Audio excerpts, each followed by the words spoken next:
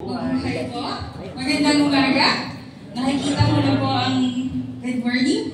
Good morning, Chef Paolo. Good morning, Sir Wardy and the graduates, parents, non-academic staff, of course, the instructors and students. Nakikita ko na po yung mga ngiti sa mga labi ninyo. Congratulations, parents, as well.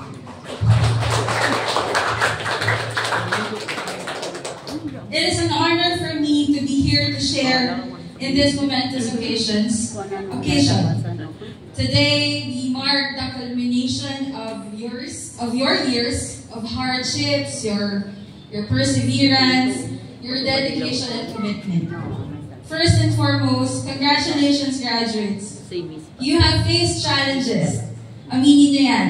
Nakakapagod sa kusina, nakakapagod during your external internship, nakakaiyak sa housekeeping. Yan ang madalas kong narinig sa Manila Hotel, most especially to our interns. Lagi nilang sinasabi sa amin, Miss Val, bababayan sa HR. Miss Val, kaya ko pa ba? Matatapos ko ba yung 600 hours? Definitely yes. Hindi naman kayo nandito, hindi nandito ang Mika para maging weak kayo. Weak ba kayo? Parinig? Weak ba kayo? Tanungin mo yung katabi mo, are you strong?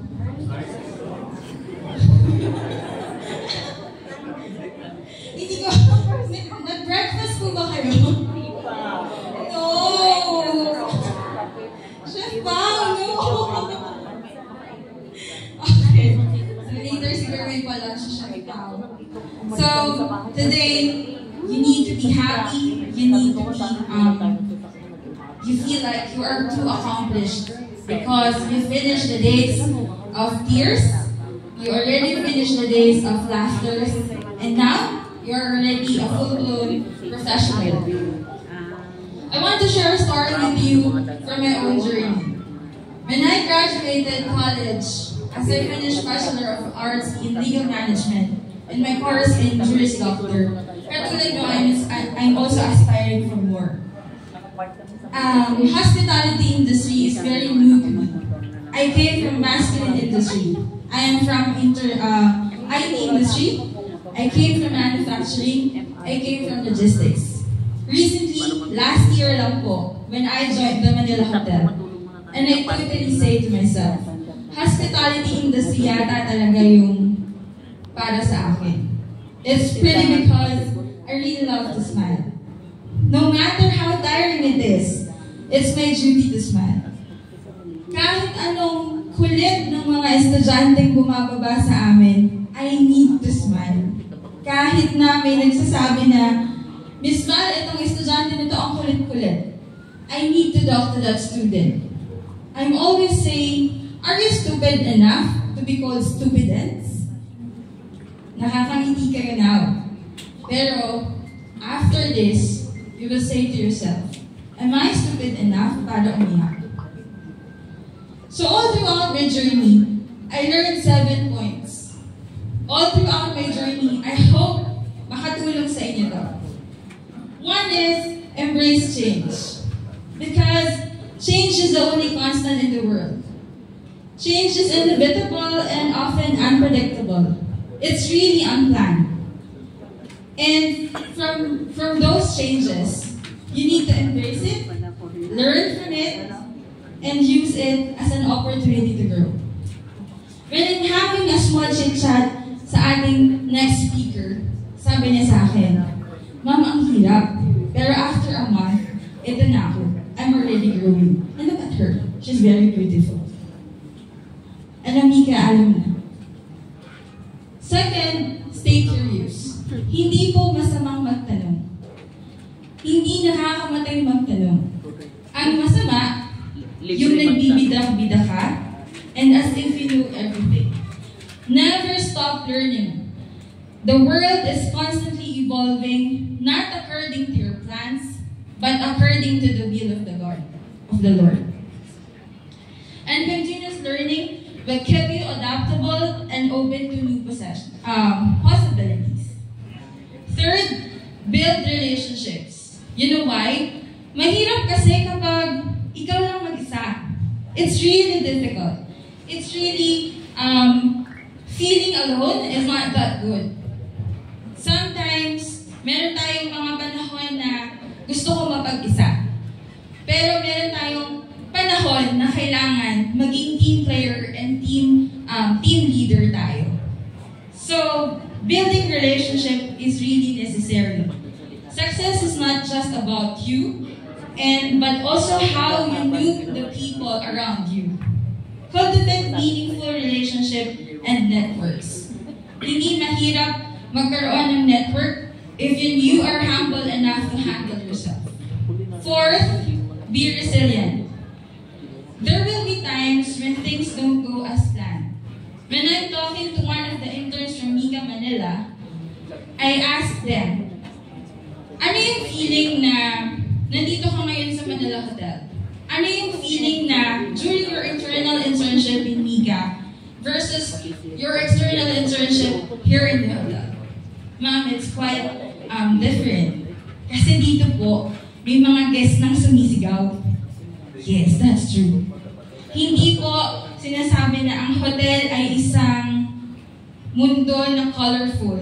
Yes, it's true. But behind those beautiful lights, beautiful pillars, meron tayong may encounter na somebody na parang kakainin ka ng buo. And since you are in the hospitality industry and culinary, you should know how to wear your best smile. You need to be resilient and you need to be adaptable enough. Fifth, this is my favorite learnings from my 14 years of experience in HR. Follow your passion. Pursue what excites and motivates you. Passion is a powerful driver of success and fulfillment. Okay lang yung napapagod ka, basta pag napagod ka, masasabi mo sa sarili mo na happy pagod ka. Na-experience nyo ba yun? During your, sir, na-experience na. During your external internship, na-experience nyo ba yun? Ano yung feeling na parang hindi, ito ba yung feeling na 8 to 5 lang, pero akala nyo 11 o'clock pa lang kasi sobrang nag-enjoy kayo? Hala, chef, dito na-nervous ka. Do you feel the same? Yes, po! That is all about passion. Pero kung alas 11 pa lang busang na kayo, do you know the term busang? Yes, po! Yes, what do you mean by that?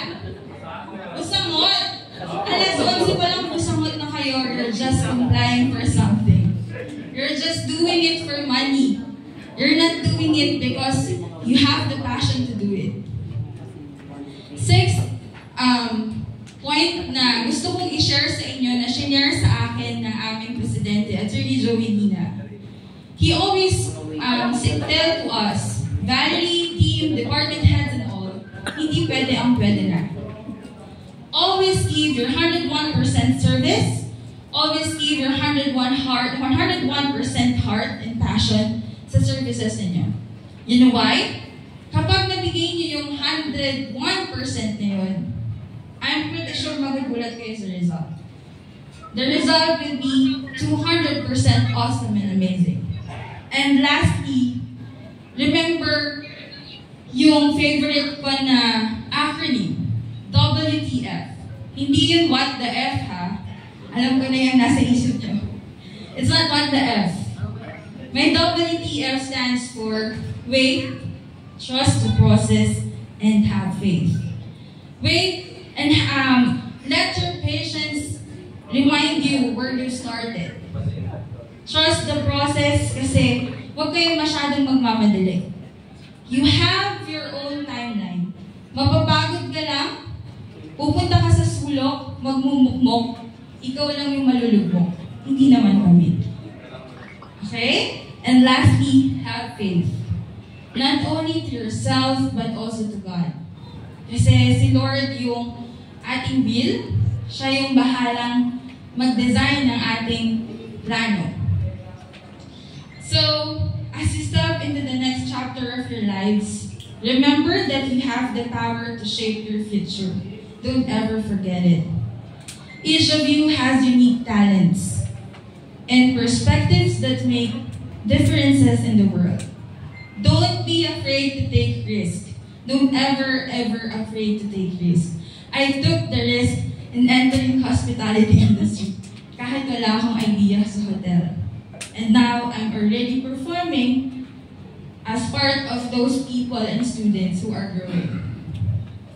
After all, remember that life is not a race and we have our own timeline. Today is the end of all the hardships in this institution, but also it is a new start of a beautiful chapter in your new school called life. You're entering now the new life that you've been through. And as you leave here, Mika Mandaluyong, carry with you the knowledge, the experiences, the tears, the laughters, the joy, and all the emotions and inside out too. Kasi yan yung mapapabaon sa inyo pag sumamba na kayo ng barko, pumasok ng hotel. All those experiences that you've gained, and use them to create a future that you are proud of. Again, congratulations, graduates. I am excited to see what you will achieve and how will be your impact to the world of hospitality and culinary. Don't forget this. Nagsisimula pa lang kayo, pero ang mahalaga, meron na tayong nasimulan. Malayong-malayo pa, pero malayo na tayo. Maraming salamat po. Mabuhay and best of luck in your journey ahead and continue.